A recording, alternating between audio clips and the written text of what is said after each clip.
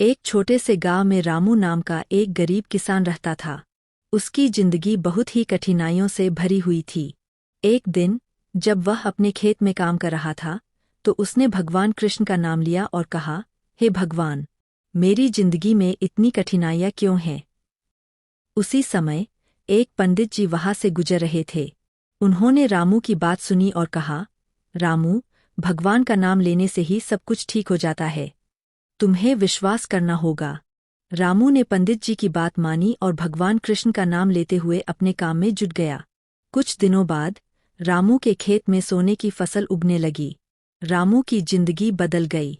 लेकिन रामू ने फिर से भगवान कृष्ण का नाम लेते हुए कहा, हे भगवान, अब मेरी जिंदगी इतनी अच्छी क्यों हो गई है?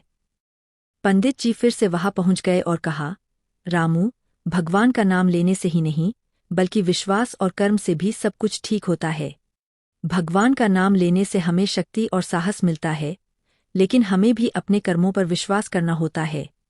रामू ने पंडित जी की बात समझ ली और भगवान कृष्ण का नाम लेते हुए अपने कर्मों में जुट गया। और फिर रामू की जिंदगी में सुख और समृद्धि की बारिश होने लगी। इस कहानी से हमें यह सीखने को मिलता है कि भगवान का नाम लेने से हमें शक्ति और साहस मिलता है, लेकिन हमें भी अपने कर्मों पर विश्वास करना होता है और कड़ी मेहनत करनी होती है।